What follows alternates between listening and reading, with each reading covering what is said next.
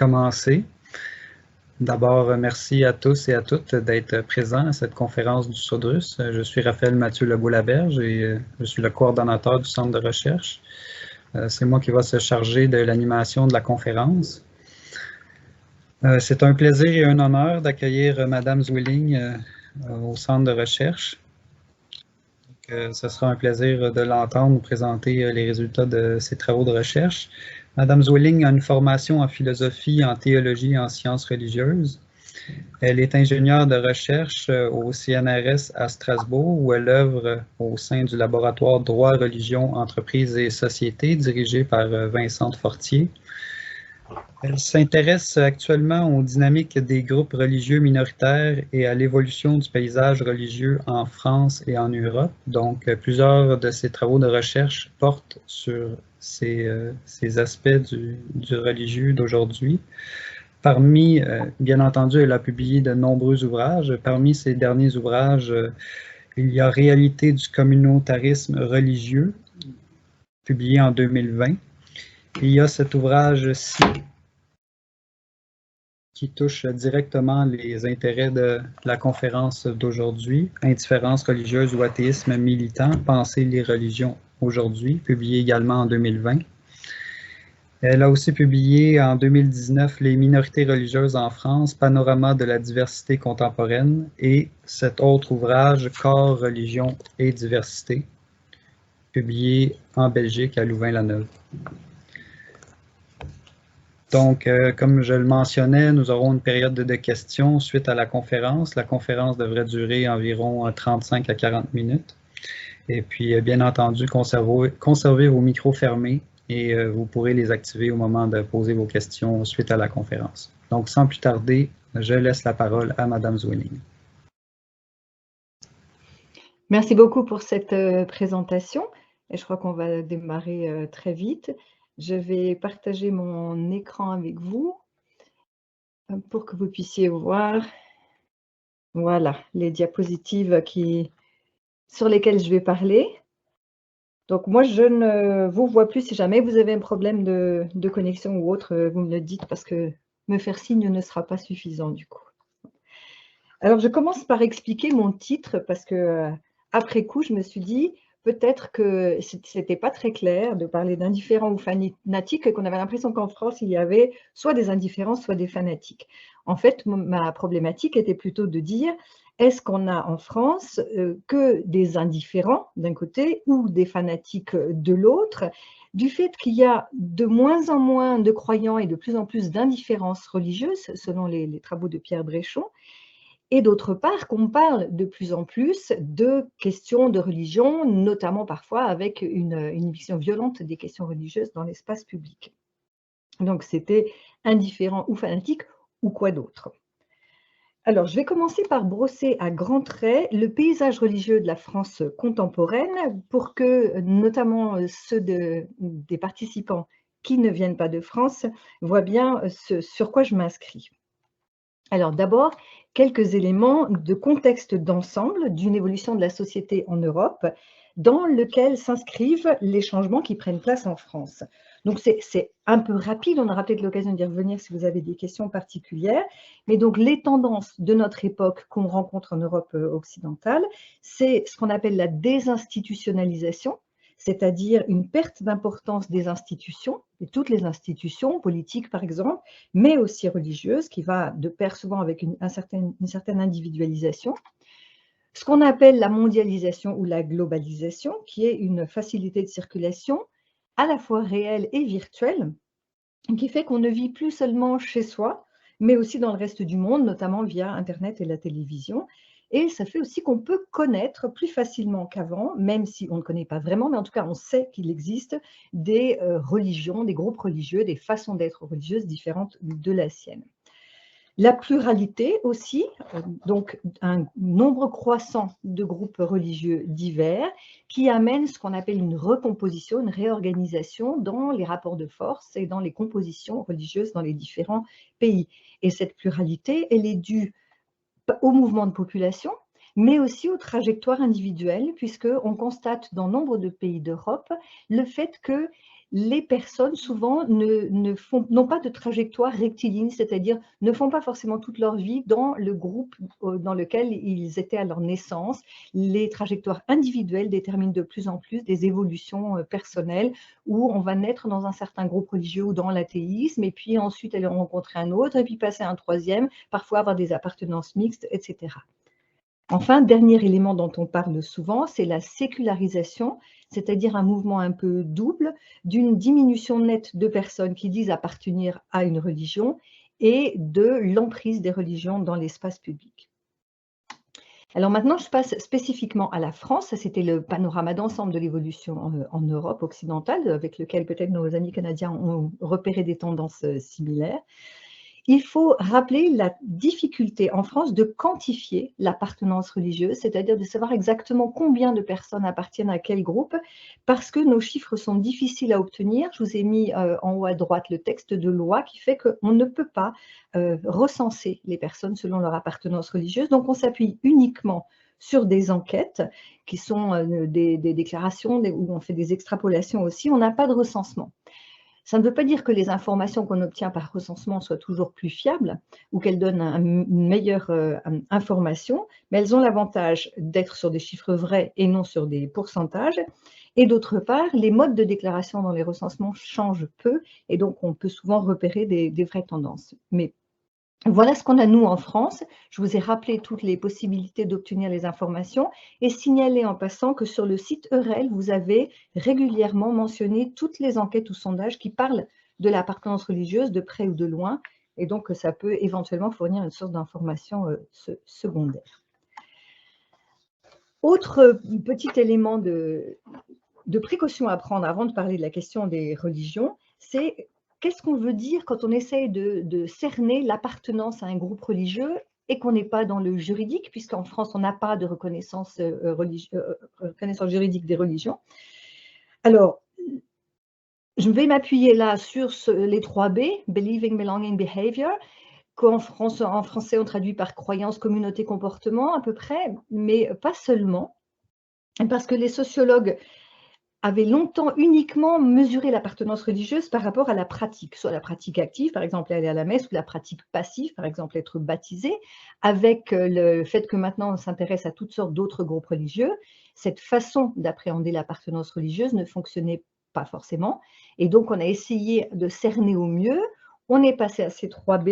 Je les décline d'une façon peut-être un peu plus large, avec une approche plus complète, et voilà toutes les différentes dimensions qu'on peut repérer. Donc l'adhésion à des croyances ou à des dogmes, la proximité idéologique avec un groupe, de ce fait une certaine vision du monde et un certain ensemble de valeurs auxquelles on va adhérer, les conséquences de cette proximité idéologique, la compétence religieuse, donc les connaissances théoriques et les lectures qu'on peut avoir par rapport à son groupe religieux, les pratiques.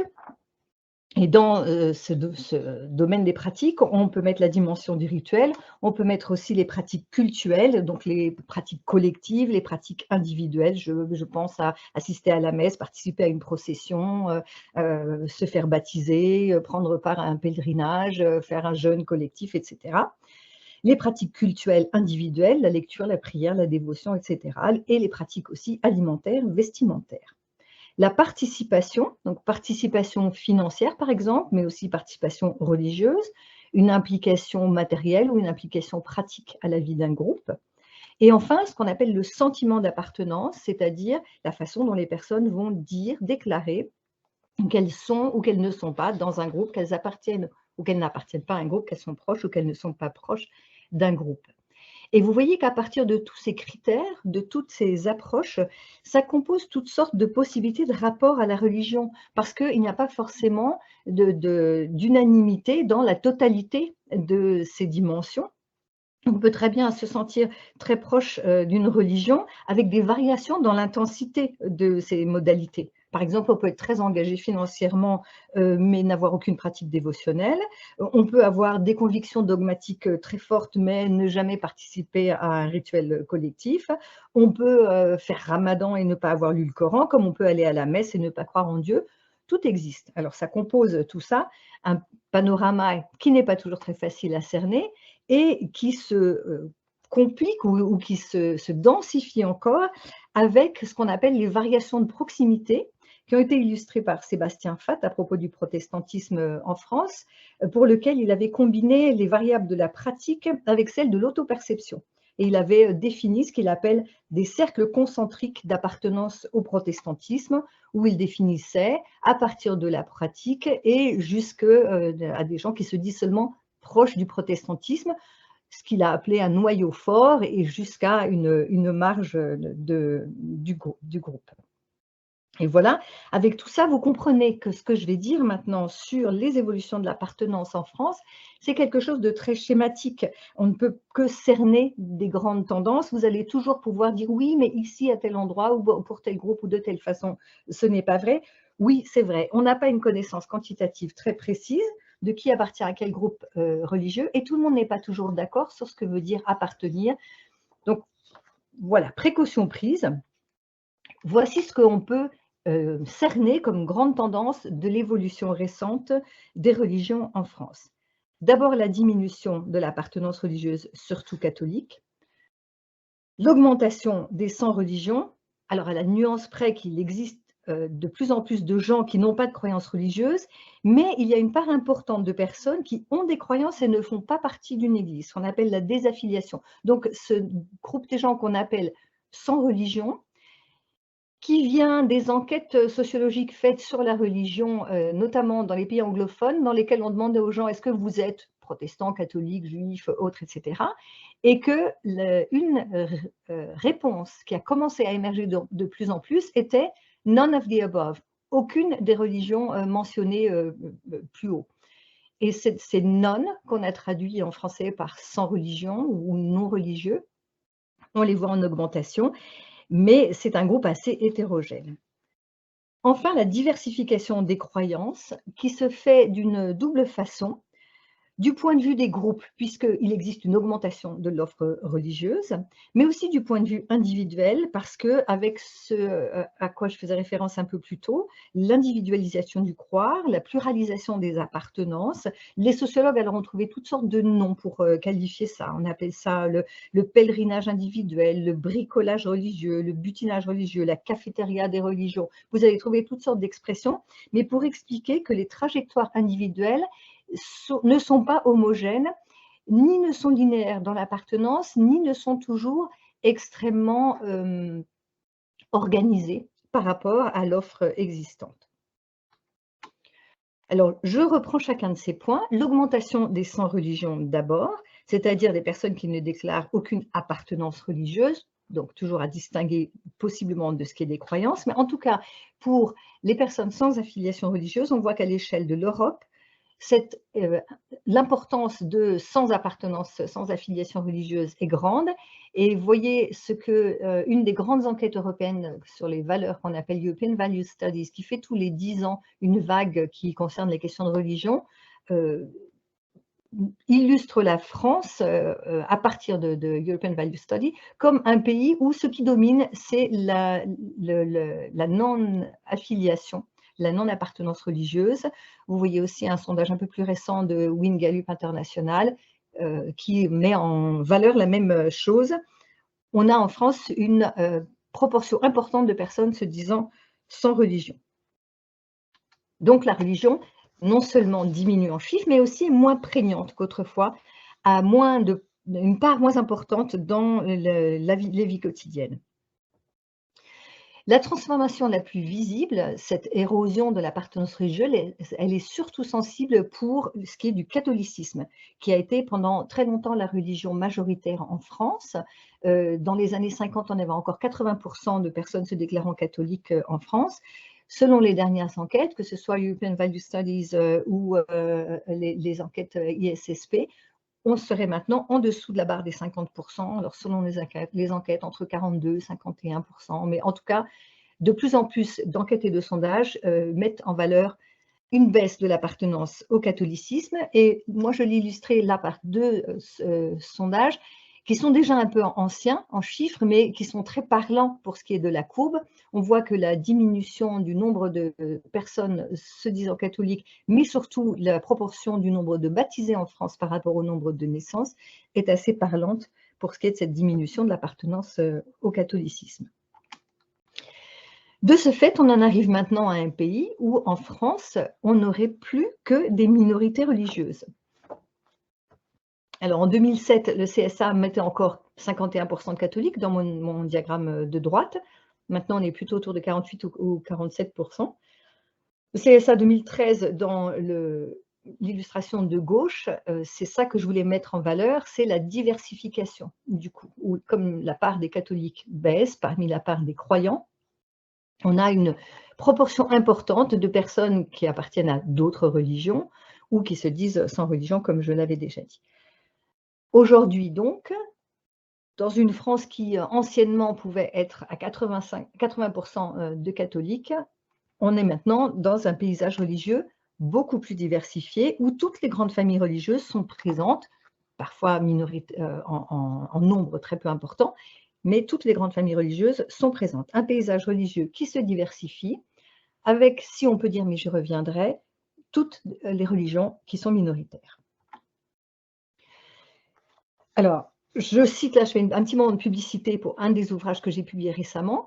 À partir de cette enquête d'avril 2016, où on voyait représenter quelque chose qui a souvent cours en France dans la façon de décrire les religions, notamment dans les médias, vous voyez qu'il disait, pour illustrer un peu ce qu'il en est des religions en France, si la France était un village de 100 personnes, on aurait 56 catholiques, 3 musulmans et 34 qui ne croient à aucune religion.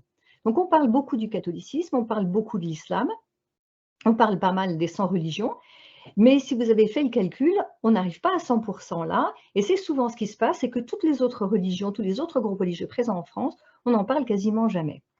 Alors, avec des collègues, j'ai dirigé un ouvrage sur les minorités religieuses en France, où le propos était justement de rétablir un petit peu l'équilibre et de parler de ces minorités dont on parle très peu et souvent dont on connaît très peu.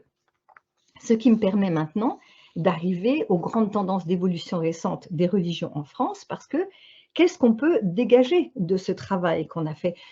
Au passage, je fais un petit peu de publicité. C'était un énorme travail. On l'a poursuivi pendant plus de 6 ans. Il y a 80 auteurs qui sont impliqués. On a un ouvrage de plus de 1300 pages. Et l'un des arguments de notre ouvrage était justement d'avoir traité du catholicisme comme une minorité. Donc, on a parlé des minorités religieuses en France et on évoquait le catholicisme, ce qui, au moment où on avait fait ce choix, était encore assez peu répandu comme positionnement. Et c'est une question sur laquelle on mérite de s'arrêter un petit peu, parce que si c'est une minorité, admettons qu'à moins de 50% de Français qui se déclarent catholiques, le catholicisme devienne une minorité, il n'empêche que ce n'est pas une minorité comme les autres, puisque c'est le seul groupe en France qui est constitué dans l'histoire un groupe dominant. Et la France reste marquée par cette place particulière que le catholicisme, et notamment l'Église catholique romaine, y a tenue. Le préambule du Concordat parle du catholicisme comme la religion de la majorité des citoyens français, et ça continue d'être présent, que ce soit dans le cadre social ou dans le domaine du symbolique, comme par exemple dans le rapport à la mort. Mais dans notre ouvrage, on a traité du catholicisme comme minorité, même si Frédéric Gugelot, chercheur spécialiste du catholicisme, l'appelle une minorité paradoxale, puisque la conscience minoritaire, par exemple, de ce groupe n'est pas le même que celle des autres. Mais c'est révélateur, en tout cas, ça, d'un des changements majeurs dans le paysage religieux français, c'est le glissement des relations majorité-minorité qui se fait à l'intérieur des paysages religieux. Autre élément qui ressort de cet ouvrage, c'est la variété des groupes religieux. Donc, je vais passer en revue très rapidement tous les aspects de cette diversité. On a une diversité par le nombre, puisque certains comptent leurs membres par centaines, les massortis ou les anglicans par exemple, ou parfois par dizaines, comme peut-être les taoïstes, d'autres par centaines de milliers ou par millions. Les compositions sont différentes en termes d'âge, de sexe, de milieu socioculturel, de pays d'origine, de compétences linguistiques. Tout ça, ça compose des groupes extrêmement divers. Il y en a qui sont activement prosélytes, et je pense que tout le monde a en tête, par exemple, les témoins de Jéhovah, mais il y a d'autres groupes qui ne cherchent pas à s'ouvrir à de nouveaux membres. On a des groupes très hiérarchisés avec une structure ferme et d'autres qui sont plus souples et avec une organisation moins formelle. Les groupes diffèrent dans leur intérêt pour les jeunes, dans leur rapport à la langue ou à la tradition, dans leur ouverture par rapport aux relations interreligieuses, par exemple. Certains sont présents en France depuis des siècles, d'autres depuis quelques décennies, quelques années. Donc de façon immédiate, on perçoit la diversité du paysage religieux en passant en revue tous ces groupes. Mais il y a aussi une diversité des groupes par rapport à leur dimension dynamique, à la façon dont ils s'inscrivent dans l'histoire récente. Et tous, à propos de tous, on peut évoquer des changements récents, des évolutions doctrinales ou institutionnelles, des transformations récentes ou à venir de l'organisation du groupe. Donc, on a des dynamiques à l'intérieur même des groupes qui les organisent, parfois en cercle concentrique, parfois avec plusieurs centres même, et des changements dans les pratiques rituelles, dans l'organisation quotidienne, dans le degré d'adhésion, etc. Il faut noter cependant que tous ces groupes fonctionnent aujourd'hui en réseau transnational. Et quasiment tous sont de ce fait, et ça c'est un élément intéressant qu'on repère pour la France, qu'on repère pour d'autres pays aussi, maintenant tous les groupes religieux sont en situation d'être minoritaires quelque part et majoritaires ailleurs. Ce qui fait que la conscience minoritaire évolue. Et c'est intéressant puisque la situation de pluralité religieuse n'est pas toujours visible dans tous les pays comme elle peut l'être par exemple en France, où on a une liberté d'association. Les groupes religieux peuvent s'organiser librement sous certaines réserves, mais comme des associations, ce qui fait qu'il est très facile d'être officiellement existant, même s'il n'y a pas de reconnaissance religieuse. Ça amène à des situations du coup de confrontation qui peuvent être intéressantes puisque il y a certaines remises en cause qui se font du fait de cette diversité, comme par exemple avec des étrangers qui arrivent d'autres pays et qui découvrent que le christianisme n'est pas forcément une minorité, ou inversement, d'autres qui arrivent de pays où leur religion est dominante et majoritaire, et ici en France, ni le bouddhisme, ni l'islam, ni l'orthodoxie par exemple ne sont des religions majoritaires, loin s'en faut. Et la situation d'immigration, de ce fait, est souvent un vecteur de modification de rapport à sa propre religion. Si on peut prendre l'exemple de l'islam, en situation d'immigration en France, beaucoup de musulmans prennent conscience d'une diversité de l'islam qu'ils ne connaissaient pas. Par exemple, découvrent qu'il y a des musulmans non arabes, qu'il y a des musulmans non arabophones, que le chiisme est minoritaire dans l'islam pour ceux qui viennent de pays majoritairement chiites, etc. Et cela d'autant plus qu'en situation d'immigration, on a une surreprésentation des minorités qui peuvent être maltraitées dans certains pays. Par exemple, l'immigration turque en France, les Alévis sont en proportion beaucoup plus importante qu'en Turquie, puisque ce sont des personnes qui ont tendance à quitter leur pays parce qu'elles s'y sentent maltraitées. Donc, en situation d'immigration, les proportions ne sont pas les mêmes. Même chose pour les Bahreïs en Iran, et on pourrait allonger la liste. Donc, voilà des minorités religieuses qui se retrouvent en France questionnées en interne et en externe par la situation dans laquelle ils vivent.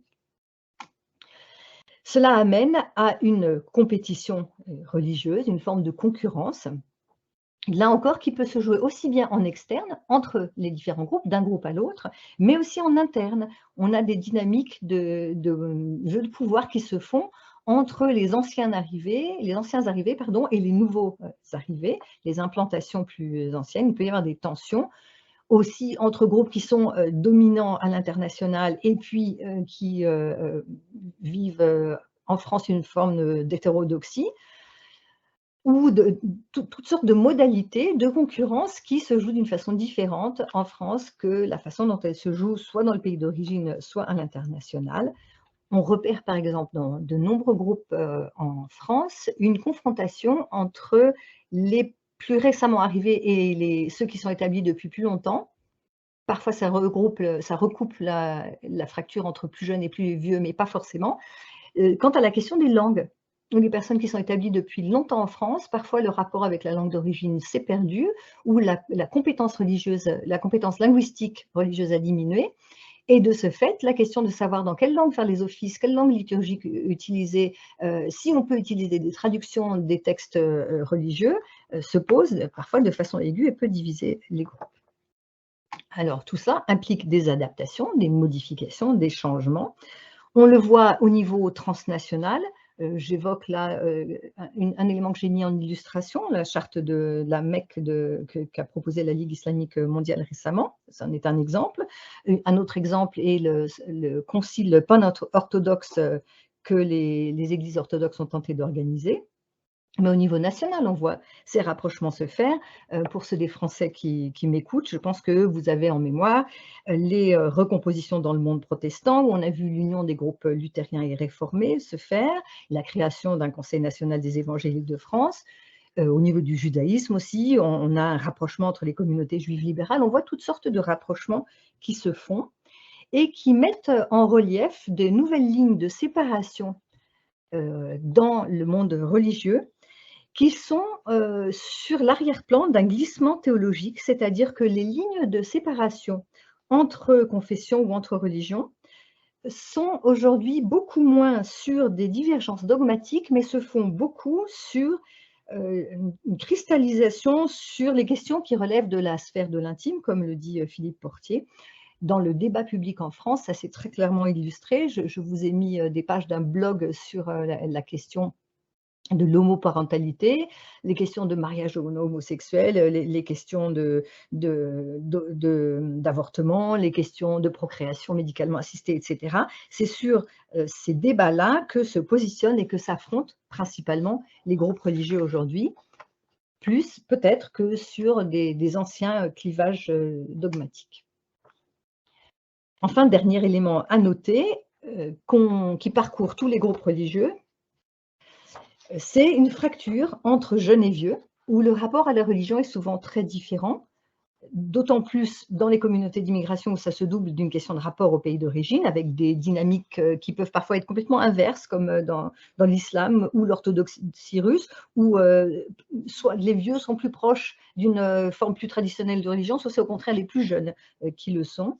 On voit aussi des groupes comme les religions asiatiques où les nouveaux arrivants sont au contraire plus proches que les plus âgés.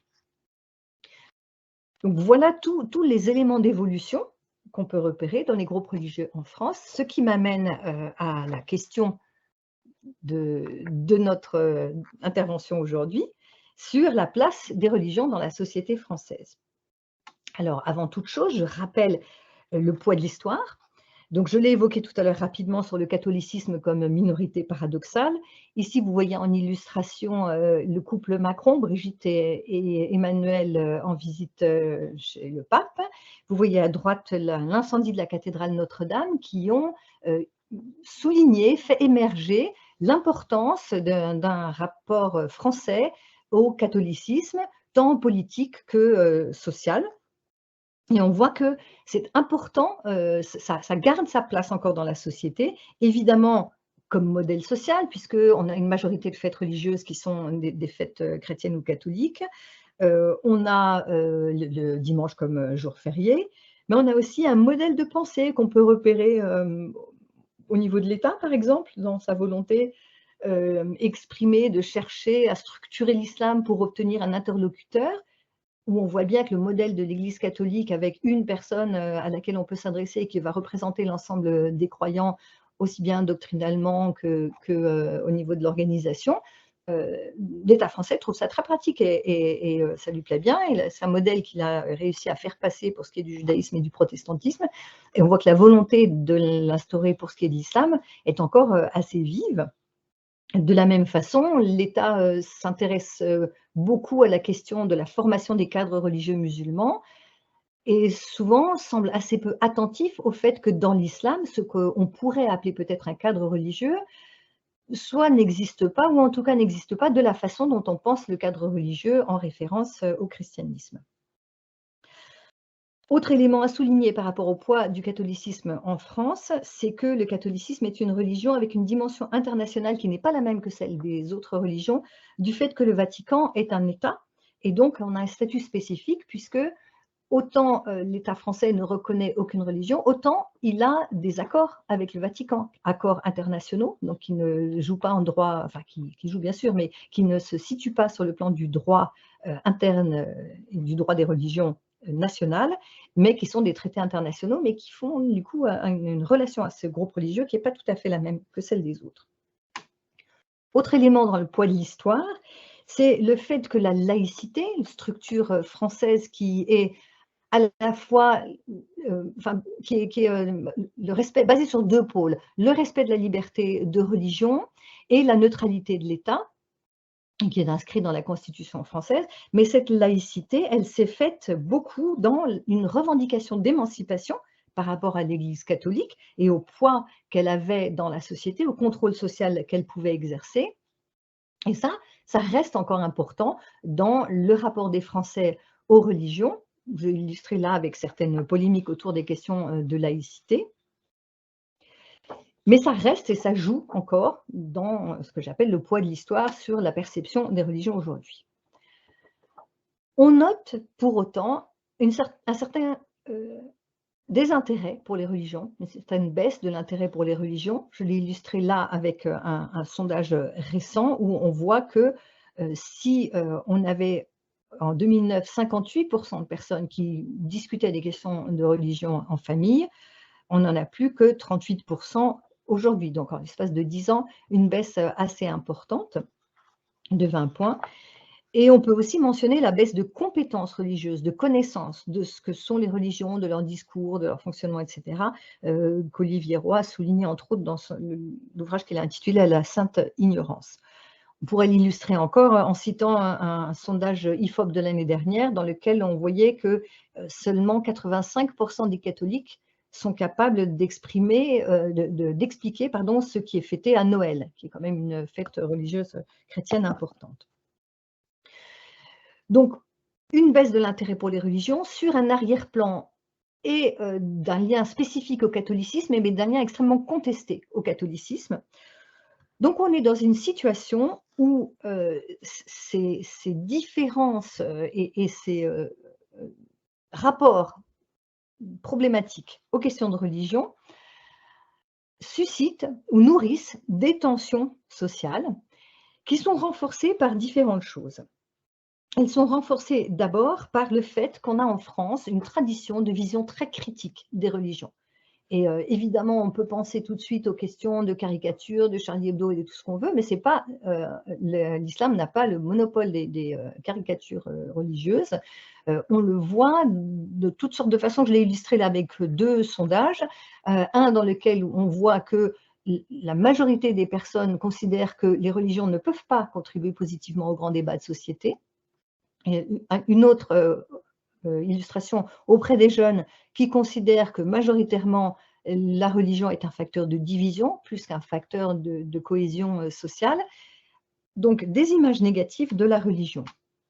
Images négatives qui parfois sont renforcées par une certaine approche des religions dans lesquelles elles sont considérées au mieux comme un folklore, au pire comme une vision tout à fait archaïque, dépassée, ridicule du rapport au monde et à la science. Vous voyez différentes illustrations, je souhaite ne choquer personne, mais voilà des choses qui circulent, où on peut voir, notamment en bas, vous avez en dessous de la tour Eiffel, la fête des couleurs hindoues. Cette dimension-là, la fête du dragon, du Nouvel An chinois, etc.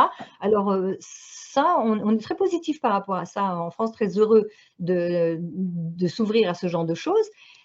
Certains peuvent être peinés du fait que c'est uniquement une certaine dimension un peu folklorique, un peu spectaculaire des religions qui est prise en compte. De la même façon, quand vous avez ce sondage sur Internet, tout en haut à droite, là, qui va mettre sur un plan d'égalité des récits bibliques, des textes, enfin des révélations coraniques, des doctrines hindouistes ou bouddhistes, et puis le Seigneur des Anneaux, par exemple. Tout ça casé au rang de légende. Voilà, des éléments qui vont aviver les tensions. Autre élément qui renforce les tensions sont les révélations, parfois, qui sont faites sur les déviances de ou dans certains groupes. Et donc, on a des sentiments de rejet et d'agression des religions qui sont à la fois exprimés et perçus, et donc qui exacerbent des tensions. Dernière dimension encore qui peut renforcer les tensions, c'est un certain malaise identitaire, notamment chez les jeunes. Alors là, il y aurait un immense chapitre à ouvrir, je l'évoque très rapidement, mais lié ou peut-être suscité à une perte de repères dogmatiques, c'est-à-dire la perte de crédit des institutions. Donc on n'a plus de discours structurant, que ce soit sur un plan politique, que ce soit sur un plan social, que ce soit sur un plan religieux. On a des absences de structures communes qui mettent bon nombre des personnes dans ce qu'on appelle des malaises identitaires, renforcés aussi par une conscience plus aiguë qu'on a de nos jours des chaos et des heurts de l'histoire. Là, on peut évoquer toutes les questions aussi bien de colonialisation, de guerre et d'autres. Ça renforce et suscite peut-être encore des questions par rapport aux identités religieuses, qui sont encore renforcées, s'il en était besoin, par d'autres éléments, et là, notamment toutes les questions géopolitiques internationales. On peut mentionner la question du Tibet par rapport au rapport au bouddhisme, on peut mentionner les questions de rapport entre Palestine et Israël pour le judaïsme et l'islam, on peut mentionner l'Iran, on peut mentionner la Turquie. Toutes ces questions de géopolitique internationale viennent alimenter et parfois exacerber les débats ou les perceptions des questions de religion. On voit très bien en France à quel point on peut lier les sentiments de rejet, soit des musulmans, soit des juifs, aux fluctuations qui correspondent par exemple aux attentats commis par des intégristes se réclamant de l'islam ou au soubresaut de la cohabitation politique et religieuse en Israël ou aux déclarations d'Erdogan, par exemple. Autre élément qui joue, c'est la perception d'un décalage éthique important entre l'évolution de la société et les religions.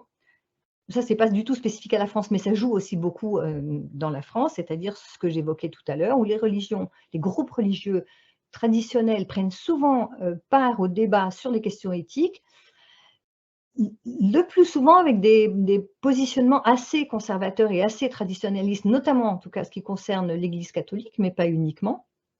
Et donc, ça aussi, sur des débats qui sont forcément impliquants et chauds, on a une exacerbation du rapport à la religion quand il y a des débats autour des questions de procréation, d'homosexualité, d'égalité homme-femme, etc. Autre élément qui vient encore éclairer la diversification et la façon dont les religions sont perçues socialement en France, c'est un changement de la visibilité. Donc les minorités, quelles qu'elles soient, là ça s'étend largement à d'autres domaines que celui des religions, mais on le voit aussi pour les religions, sont plus facilement revendicatrices.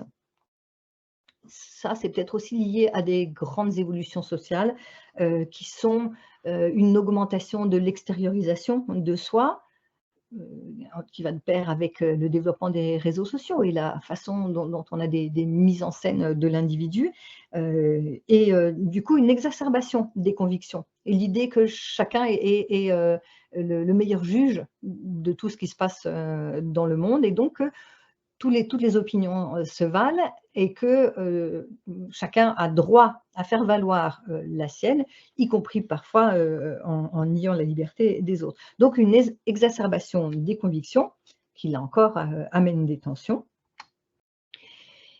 qui sont renforcées par les revendications qui ne sont pas toujours seulement ou pas toujours essentiellement ou parfois uniquement de façon marginale religieuse. Là, je vous ai illustré des revendications religieuses et qui concernent les prescriptions alimentaires, les prescriptions vestimentaires, les prescriptions rituelles, les questions d'éthique sexuelle, les questions d'égalité de genre, les questions d'égalité des religions entre elles et les questions de liberté de conscience.